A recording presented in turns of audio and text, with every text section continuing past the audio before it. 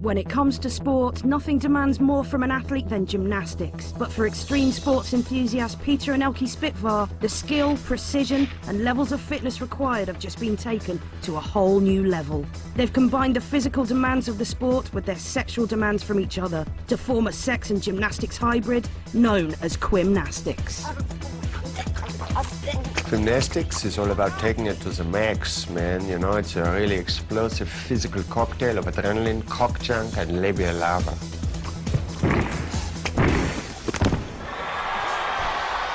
I mean, like a lot of girls, my dream when I was young was to be a gymnast. And then I discovered boys and, of course, cock. And like me, those dreams got fucked up the ass.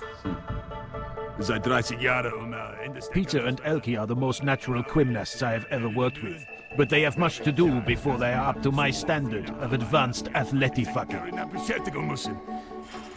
The captain.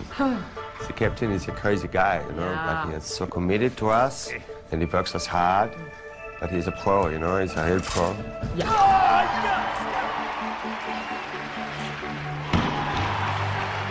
He really wants to fuck Elke. And he does every Wednesday. Every Wednesday, yeah. For me, the trampoline is for sure the best. I mean, my wife, with all due respect, is a dirty fucking slut whore. And to see her bouncing up in the air and landing hard on my cock shaft from like 30, 35 feet, wow, man, it's fucking hardcore. Okay! Ja! Bullseye!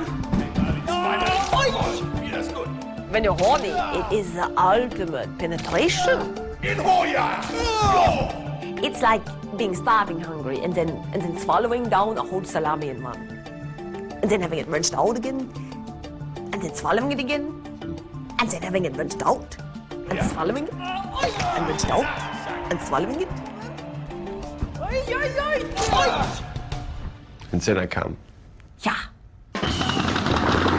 This is paintballing. Every weekend, thousands of people take part in this rough and tumble sport that's a great way to bond or simply let off steam. But for extreme sports enthusiasts Peter and Elke Zpittvar, the thrill of the traditional paintballing is no longer enough. Paintballing, you know, it satisfies one natural urge, the need to hunt and kill, but for us it was not satisfying our more lustful cravings, it's the need to fuck. Yeah.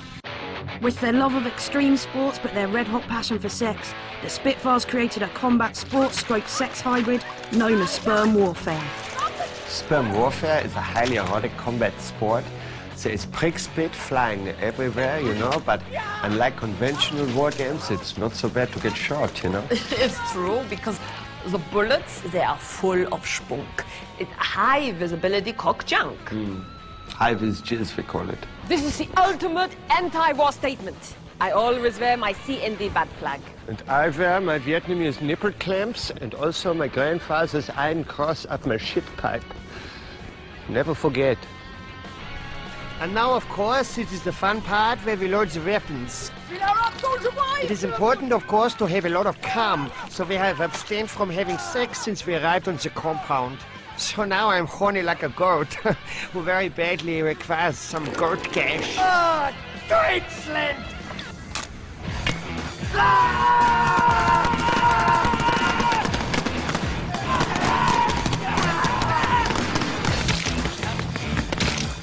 You know, it gets a lot of fun for Elke if we are under attack and we don't have time for, you know, a hand shandy to reload the weapon. Sometimes a quick gob nosh. It's the sensible course of action. Yeah, I mean, it's a lot of fun for me. I love to deep throat a camouflaged cock and keep Peter's hot load in my mouth while we negotiate a position and find some cover. And, you know, it's tough because I like to swallow and that would be suicide, but, you know, you make sacrifices when you're at war. Yeah, it's pretty hairy out there. Eager to keep the sport evolving, the Zpittvars have recently developed a devastating new weapon in the sperm warfare armory, the gland grenade. It's no fucking picnic, man. It's tough love. It's the best kind. Our motto is make love and war. And that's fucking hardcore. Nuts. Check. Strip-on. Check. Butt plug. Check. Well, clacking is a combination, of course, of climbing and fucking, but together they become something totally unique. Like a normal couple, we like to make fuck very much. But you know, we lose the spark maybe a little bit. Lick my ass! It was the same as climbing. We love to climb as well, but it was becoming a little not so exciting. Clacking seemed the answer to that question for the Spitfires. Stick your thumb up my ass! Oh, yeah! Deutschland! I found myself holding onto a rock in a dangerous situation, and I was thinking about Peter's hard cock and wanting to grip it in my hand and feel the throb between my fingers. Oh, Mutti! Mutti! So it seemed so natural to combine the two. There is no feeling quite like it to have the fingertips gripping a phosphorus overhang and the fingers of the other hand feeling with the moist labia, you know, maybe probing a little bit. Yeah, a little bit. But we remember always that we are climbers who fuck and not fuckers who climb. The cock is coming! The shit in boxen! Clacking, I feel, is a way of getting closer to God, you know, his nature, his mountains, dripping with love juices and the cock junk. There's no better compliment to pay Mother Nature. It's hardcore. It's fucking hardcore. This is base jumping, often considered the most dangerous sport in the world. But now, for some, even this thrill is not enough. We live by the simple ethos. Fuck the risk, risk the fuck! Don't fuck about this fucking down! Okay, halt Funk, ja? The Spitfires know that with base humping, there's no time for foreplay. Dankeschön! Wiedersehen! Hurra! Jetzt sprechen Sie Deutsch! Jawohl! Woo! We fucking we fly, sister! Yeah! The couple say that it's the ultimate sexual high, and who can argue with them? Oh man, you know, the sensation on your balls is like nothing else. It's the icing on the cherry, man. For me, it's such deep penetration at that speed. There's really no need for dildos. There's not even time to get them out of the rucksack. No, no time. Yeah. No time for that. But first and foremost, to me, this is a fuck.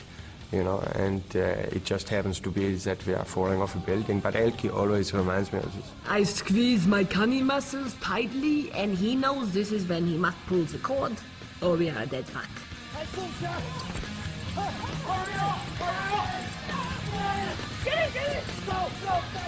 After the jump, a few shots of schnapps are a well-deserved treat. It's like 15,000 angels just blowing it real gently on your scrotum. Like that. It's very spiritual. When it comes to running, there is no greater test of endurance than the marathon. But for extreme sports fanatics Peter and Elke Spitvar, the marathon challenge alone was not enough. Sure, we love to run. We have competed in marathons all over the world. But, you know, 26 miles, it's a long time to go without a mouthful of muff. They combined their passion for running with their obsession with oral sex to create a new high-energy sports hybrid called Runnilingus.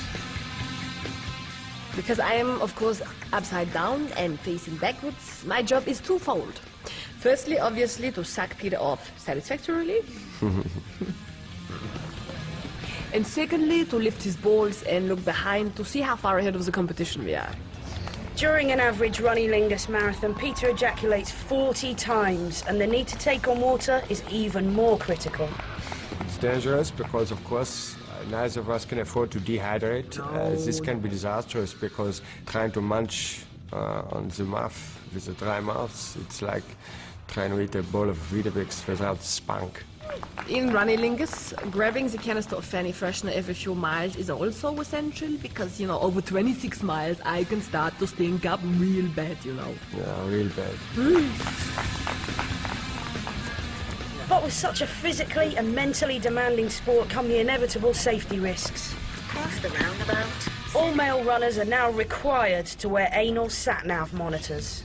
Obviously, of course, I cannot have eyes in the back of my ass. So we stick the ASN monitor up the guy's ass, and so when I'm deep-throating his dick, I can see which way we should be going. Link! Suck it and see, we call it. Yeah, and my dream is that one day running will be an official Olympic event. Oh, yeah. I mean, just to stand on that podium, you know, and see Elke with a medal sticking out of her asshole would make me very proud. Very proud. To humanitarians, we all know the names of Geldof and Bono, but few will have heard of German couple Peter and Elke Zpittvar, who work tirelessly to highlight third world famine in their own very unique way. Hello, fucking for famine? Having set up their operations HQ in a small Westminster office, the Spitvars are in London to introduce the world to the concept of their new charity, known simply as FFF, Fucking for Famine.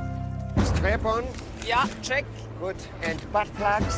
Check. Jawohl. I'm gushing like a burst water pipe. Oh yeah, I have a spanner to fix it. We realize that the power of the fuck goes far beyond the bedroom in the 21st century. Why fuck for nothing when you can fuck for a cause? Hey lady, next time you get fucked, don't think of England, think of Africa, huh? Yeah, fuck So for selfish, famine. selfish fuckers. Have a good fuck for sure. But a fuck that can better the world also. That's a lot fucking better. People are dying, man. Do fucking something about it. Hunger can suck my fat cock. Yeah, keep walking, bastard. Open your flies to the reality, huh? People are dying, man. You're a fucking disgrace. What the fuck are you doing about it? You know, it feels only right that we put something back into society. Yeah. Yeah. And when I come, you know, my ball sack is empty, like some poor African kid's tummy. That's a really great metaphor, I think. Fuck for famine. Yeah, fuck for famine! Shame on you, buddy. Yeah. Put your hand in your pocket. Squeeze your love truncheon for a little boy's luncheon. Although the Spitvars admit that famine may not be one of the new trendy causes, recent disturbing images from Ethiopia prompted the couple into taking direct action. Come on, London. Fuck my asshole for Africa. The images on the TV got me thinking. I looked at a map and I noticed that's the Horn of Africa. It made me want to finger fuck my wife, but in a needy way. Yeah. I could tell Peter was affected because, you know, although he put his thumb up my ass, but only up to the knuckle, just here. Yeah, it felt wrong, you know, to stick it in any further when there are so many people suffering in the world. And for the Spitvars, today's Fucking for Famine Awareness Day is just the beginning of a much grander charity plan. Our dream is for once a year, every guy and every girl in the country to take part in the Red Hose Day. We want every guy to fuck for famine so hard that his hose is red raw from all the butt stuffing. It's for you, Peter. Oh nein, I'm exhausted. Come on, you've got to take it. Come on, just take it. Okay. Put it out. Yeah. Fuck. Hey, you guys, don't walk around with your head up your ass. Stick it up someone else's. If you save one life, that's hardcore. Yeah. Fucking hardcore. Shut